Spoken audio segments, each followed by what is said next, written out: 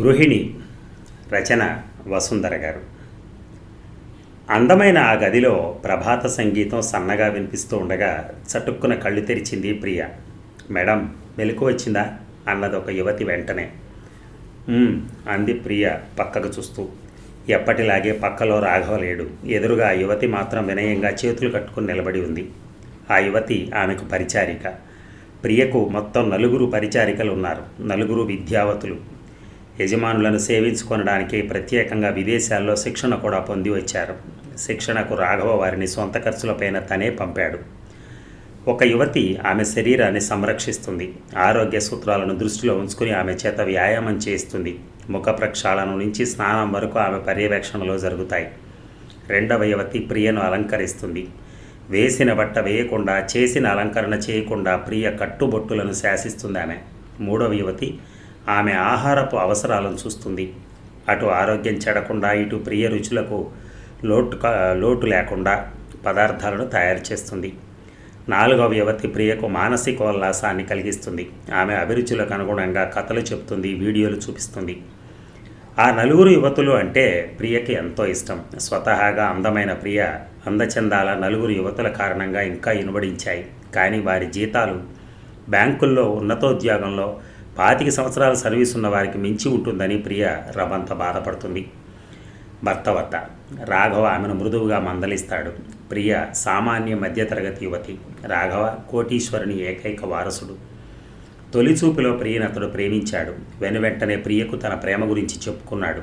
మన మధ్య అంతస్తుల భేదం ఎక్కువ అంది ప్రియ. మనిద్దరం ఒక్కటైతే మన మధ్య భేదాలు ఎలా ఉంటాయి అన్నాడు రాఘవ. ప్రియ బదులు ఇవ్వలేకపోయింది. కానీ మీ ఇంట్లో మీ తల్లిదండ్రులు సూచించిన సంబంధం చేసుకుని వారి పట్ల మీ బాధ్యత నిర్వహించండి అంది. ఆ బాధ్యత కంటే నీ పట్ల నాకున్న బాధ్యత నాకు ముఖ్యమైంది అన్నాడు రాఘవ. నీ అందం అపురూపమైనది. నేను సౌందర్యారాధకుణ్ణి. నీ రూపలావణ్యాలకు న్యాయం చేకూర్చడం నా బాధ్యత. ప్రియ సిగ్గుపడింది. రాఘవ ఆమెను తానెలా చూసుకునేది వివరించాడు. ప్రియ ఆశ్చర్యపడింది. నీ తల్లిదండ్రులతో మాట్లాడి మన వివాహానికి ముహూర్తం నిర్ణయిస్తాను అన్నాడు రాఘవ. ప్రియ వారించలేదు. కానీ ఆ వెనువెంటనే బాబురావును కలుసుకుంది. బాబురావు కాలేజీలో లెక్చరర్. ప్రియకు పక్కింట్లో ఉంటున్నాడు. మెట్రిక్ చదివేటప్పుడు అతడు ఆమెకు ప్రైవేట్ చెప్పాడు.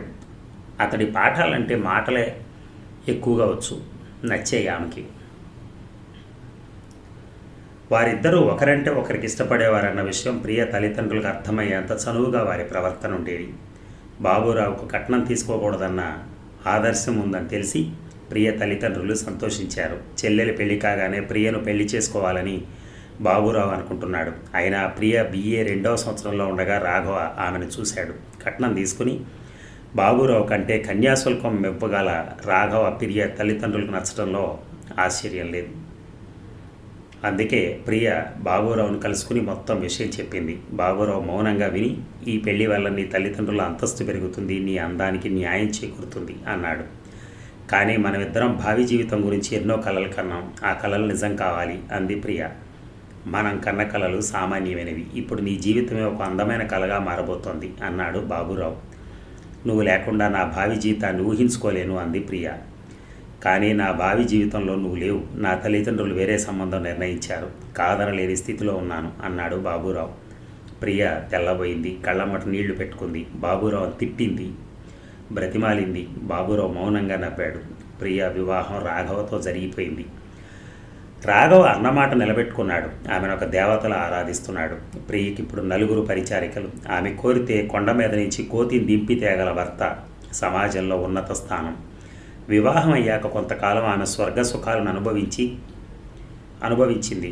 ప్రపంచం తెలియలేదు. బాబురావును కూడా మర్చిపోయింది. రాఘవ భార్య శారీరక మానసికోల్లాసానికి ఎన్నో ఏర్పాట్లు చేశాడు. అయితే అతడు వ్యాపారస్తుడు. ఉదయం లేచింది మొదలు రాత్రి వరకు ఎక్కడెక్కడో తిరుగుతూనే ఉంటాడు. రాత్రి ఏదో సమయంలో అతడు భార్య సరసన చేరతాడు. కాసేపు ఇద్దరు ఒకరిలో ఒకరు ఐక్యమైపోతారు. అతడు తీయని మాటలు చెప్తాడు. అతడి సాంగత్యంలో అపూర్వ అనుభూతిని పొందుతున్నామే.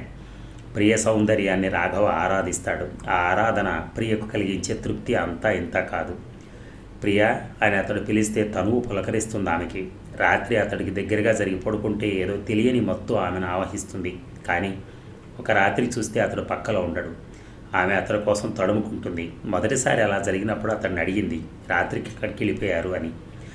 నీవు నా భార్యవి, అందువల్ల మన ఇద్దరిని ఏకశయ్యే కావాలి. నీ అందం నన్ను అమితంగా ఆకర్షిస్తుంది, అందుకని నిన్ను దగ్గరగా తీసుకుంటాను. తీసుకుని ఊరుకోలేను. ఒకరిలో ఒకరు ఐక్యమవుతాం.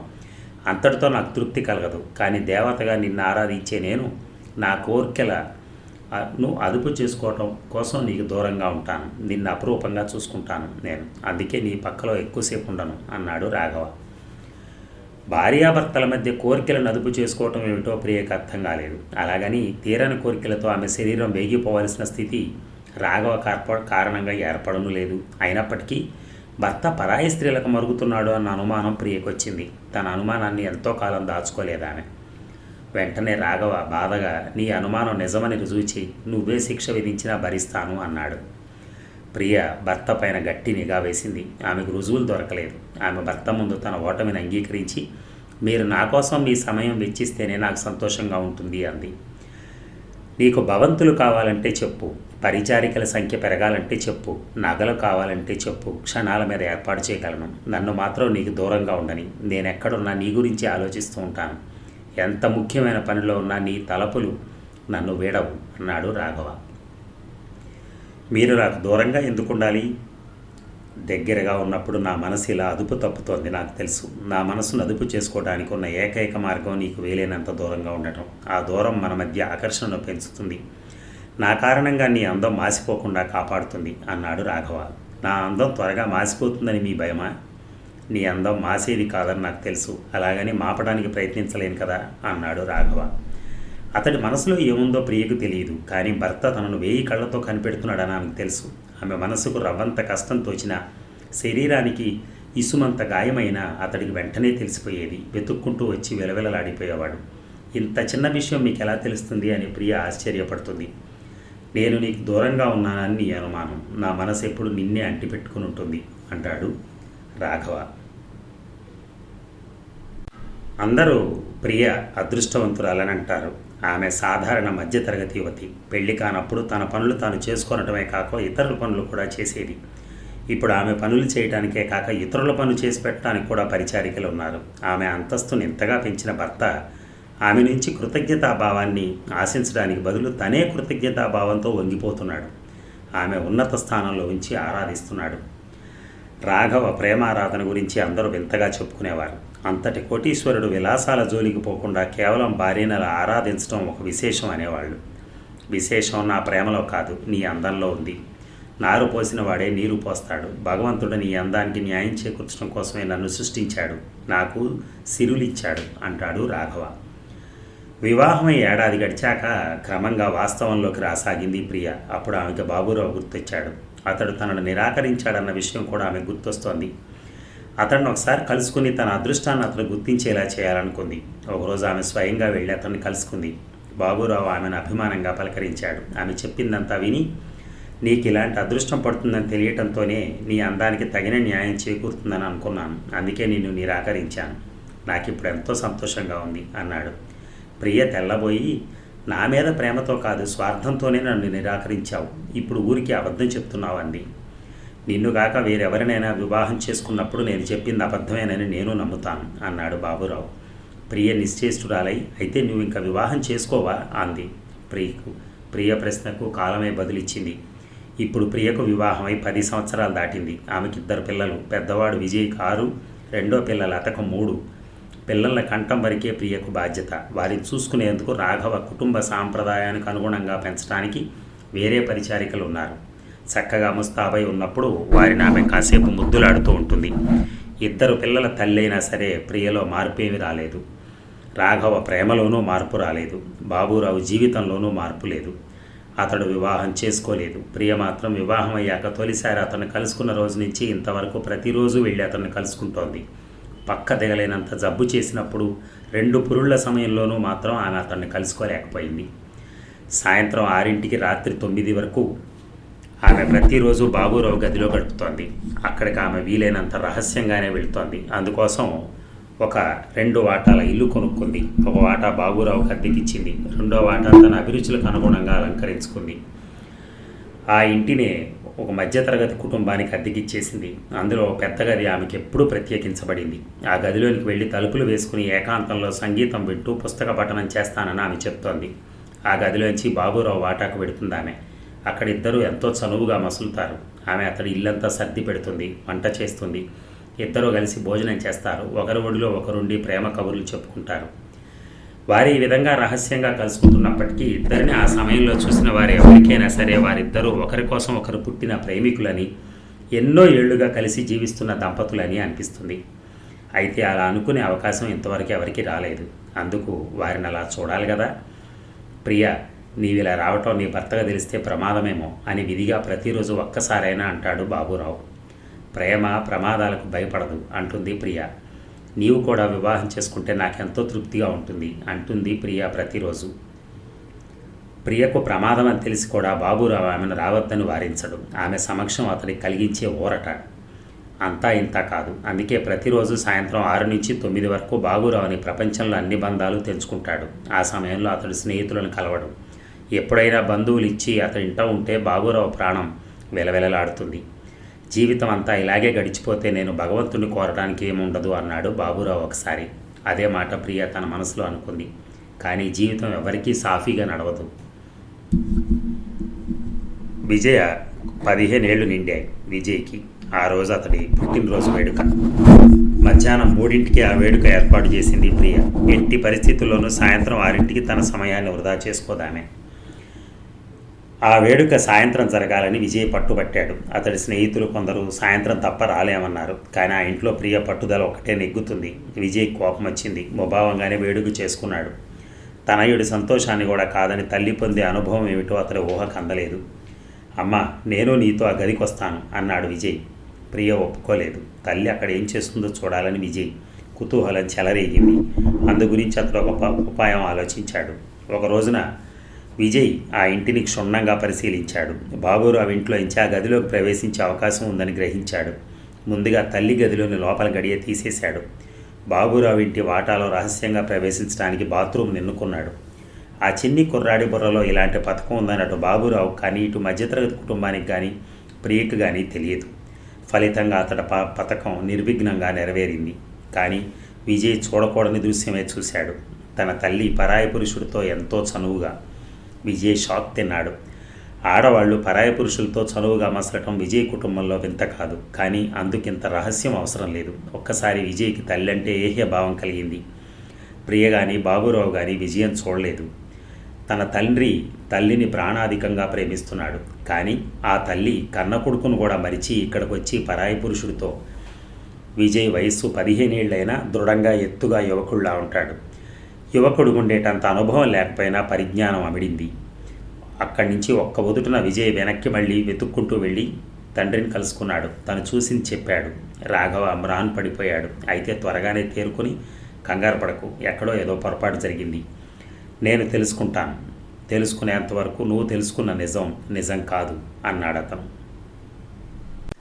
ఆ రాత్రి 9:20 ఇంట్లో అడుగుపెట్టింది ప్రియ. గుమ్మంలోనే ఆమెను భర్త పలకరించాడు. ఆ సమయంలో అతను ఇంట్లో చూసి ఆశ్చర్యపోయింది ప్రియ.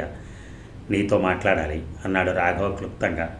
ప్రియ భర్తను అనుసరించి పడగ్గదికి వెళ్ళింది. రాఘవ తలుపులేశాడు. ప్రియ ఆశ్చర్యపడింది. నేనేం తప్పు చేశాను అన్నాడు రాఘవ. ప్రియ ఆశ్చర్యంగా, మీరు తప్పు చేశారని ఎవరన్నారు అంది. ఒక తప్పు జరిగింది. ఏ తప్పుకు కారణం నువ్వు కాలేవని నా నమ్మకం. అందుకని నేనే ఆ కారణం అని భావిస్తున్నాను అన్నాడు రాఘవ. ఏమిటా తప్పు? ఇప్పుడు నువ్వు ఎక్కడి నుంచి వస్తున్నావు? ఇలాంటి ప్రశ్న భర్త తనను అడగడం ఇదే మొదటిసారి కావడంతో ఆమె తడబడింది. చెప్పు ప్రియ, ఇప్పుడు ఎక్కడి నుంచి వస్తున్నావు? నా గురించి మీకు తెలియని విశేషం ఒకటి ఉంది. విశేషం ఏముంటుంది? అయినా సరే నీ నోట వింటాను, చెప్పు. మన ఇంటికి వెళ్ళి ఏకాంతంగా నా గదిలో సంగీతం వింటూ పుస్తక పఠనం చేశాను. నువ్వు అబద్ధం చెప్తున్నావు. మీకు తెలిసిన నిజమేమిటో చెప్పండి అంది ప్రియ. నువ్వు ఆ పక్క వాటా బాబురావుతో ఆగాడు రాఘవ. ప్రియ ముఖం ఎర్రబడింది. అంటే మీరు నా మీద నిఘా వేసి నా రహస్యాలు తెలుసుకోవాలనుకుంటున్నారన్నమాట. మీరు నన్ను అనుమానిస్తున్నారన్నమాట. రాఘవ చలించకుండా, లేదు, నిన్ను అనుమానించేవాడిని అయితే ఈ విషయం ఎప్పుడో తెలుసుకునేవాడిని. నిన్ను ఆరాధించాను, నీకు స్వేచ్ఛనిచ్చాను. ఆ స్వేచ్ఛ నిన్ను పెడదారులు తొక్కించడంలో నా తప్పేమిటో నాకు తెలియటం లేదు అన్నాడు. నేను పెడదారులు తొక్కలేదు అంది ప్రియ. సమాజపు నీతి నియమాలు నీ అభిప్రాయాన్ని అంగీకరించవు. ప్రియ కళ్ళల్లో నీళ్లు వచ్చాయి. ఇంతకాలం మీరందరూ పురుషుల వంటి వారు కారనుకున్నాను. ఈరోజు అది అబద్ధం అయిపోయింది. మీరు నన్ను అనుమానిస్తున్నారు. మీ అనుమానానికి ఆధారం లేదు. ఆధారం అంటే అది సంపాదించడానికి మీరు ప్రయత్నించారని అర్థం. ఆ ప్రయత్నం నన్ను అనుమానించడమేగా అంది ప్రియ. రాఘవ నిట్టూర్చి, ప్రియ, నువ్వు నా ప్రేమను అర్థం చేసుకోలేవు. నువ్వు బాబురావును కలుసుకునేందుకు అక్కడికి వెళ్తున్నావన్న విషయం నాకు ఈరోజే తెలిసింది. అయినా అది రుజువు చేసుకునేందుకు రెడ్ హ్యాండెడ్గా నిన్ను పట్టుకోవాలని నేను అనుకోలేదు. నిన్నే అడిగి నిజం తెలుసుకోవాలనుకున్నాను. నిన్ను నేరస్తురాలిగా పరిగణించడం నాకు ఇష్టం లేదు. కానీ నీ కన్నబిడ్డల ద్వేషానికి నువ్వు గురి కాకూడదన్నది నా కోరిక అన్నాడు. అంటే నువ్వు రోజు బాబురావును కలుసుకుంటావు అంటే ఇప్పటికీ నాకు అభ్యంతరం లేదు. కానీ ఆ విషయం మన బిడ్డలకు తెలియకుండా చూసుకోవటం నీ బాధ్యత. ఈరోజు విజయ్ మిమ్మల్ని ఇద్దరిని చూసి నీ మీద ద్వేషం పెంచుకుని నా దగ్గరికి వచ్చి చెప్పాడు అన్నాడు రాఘవ. ప్రియ తెల్లబోయింది. ఆమెకు నోట మాట రాలేదు. రాఘవ ఆమెకి ఏం జరిగిందో ఎలా జరిగిందో చెప్పాడు. నేను నిన్ను సానుభూతితో అర్థం చేసుకుంటాను. నాలో లేని ఆకర్షణ నీకు ఆ బాబురావులో ఏం కనపడింది అన్నాడు రాఘవ ప్రశాంతంగా. తమాయించుకునేందుకు ప్రియకు కాసేపు పట్టింది. తర్వాత ఆమె గొంతు సవరించుకుని నెమ్మదిగా చెప్పడం ప్రారంభించింది. నేను మధ్యతరగతిలో పుట్టాను. నా అందం అసామాన్యమైందని మీరు అన్నారు. కానీ మానసికంగా నేను సామాన్యురాలిని. మీరు నన్ను ఒక సినిమా తారలాగానో మహారాణిలాగానో చూస్తున్నారు. ఆ జీవితం కొంతవరకు నాకు బాగానే ఉంది. అయితే బాబురావు నేను పెళ్లికి ముందు ప్రేమించుకున్నాం. భావి జీవితం గురించి కొన్ని కలలు కన్నాం. నాకు సంబంధించినంతవరకు ఆ కళలు సామాన్య గృహిణివి. మీతో వివాహం అయ్యాక ఆ కళల్లో ఒక్కటి నాకు తీరలేదు అని ఆగింది ప్రియ. ఆ కళలేమిటో నేను తెలుసుకోవచ్చా అన్నాడు రాఘవ కుతూహలంగా. తన కారణంగా బాబురావుతో ప్రియకు జరగవలసిన పెళ్లి ఆగిపోయిందని రాఘవకు తెలుసు. అన్నింటికీ నా భర్త నాపై ఆధారపడాలి. నా భర్త పనులన్నీ నేను చూసుకోవాలి. అతడికి నేను స్వయంగా వండి పెట్టాలి. నేను సర్దందే అతడి పక్కకు అందం లేదు. నేను వండనిదే అతడి రుచులకు తృప్తి లేదు. నేను చెప్పనిదే అతని అలంకరణకు హుందా లేదు. నేను లేని లోటు అతడింట అనుక్షణం అతడు ఫీల్ అవ్వాలి. రాఘవ ఆశ్చర్యంగా అన్నాడు ఆమెను కొనసాగించమన్నట్టు. బాబురావు ఇంట్లో నేను అతని బట్టలు ఉతికాను. అతడి రుచులకు అనుగుణంగా వండి పెట్టాను. అతడి ఇంటిని తీర్చిదిద్దాను. అతడు నన్ను అభినందిస్తుంటే ఎంతో ఆనందించాను అంది ప్రియ. బాబురావు అదృష్టవంతుడు. బాధ్యతలు లేకుండా భార్య దొరికింది అన్నాడు రాఘవ నిట్టూర్చి. అతడి అదృష్టాన్ని నేను అభినందించలేను అంది ప్రియ. ఎందుకని? నా తనువు భర్తను కోరింది. నేను మీకు భార్యనయ్యాను. నా మనసు భర్తను కోరింది. బాబురావుకి గృహిణినయ్యాను. ఈ విధంగా నాకు తనువు మనస్సు రెండూ తృప్తి చెందాయి. కానీ బాబురావుకు గృహిణి లభించింది, భార్య లేదు. ఇది అదృష్టమేనంటారా అంది ప్రియ. ఏమన్నావు అన్నాడు రాఘవ. ప్రియ బదులివ్వకుండా అతడి వైపు చూసింది. ఆమె కన్నుల భాష రాఘవకు తెలుసు. అవి అతడికి ఎన్నడూ అబద్ధం చెప్పలేదు. తన ఇంట గృహిణి కాలేక ఆమె బాబురావును ఆశ్రయించింది. శారీరకంగా ఆమె తప్పు చేయలేదు. సినీ తారలు మహారాణులు తమ సౌందర్యాన్ని పరుల కోసం జీవించి తమ పద్ధతులకు అనుగుణంగా మలుచుకుంటారు. కేవలం తన కోసమే జీవించాలనుకున్న ఒక యువతిని వారు ఇలా తయారు చేయాలనుకున్న కారణంగా ప్రియ మానసిక అసంతృప్తిని చల్లార్చుకునేందుకు మరో పురుషుడిని ఆశ్రయించింది.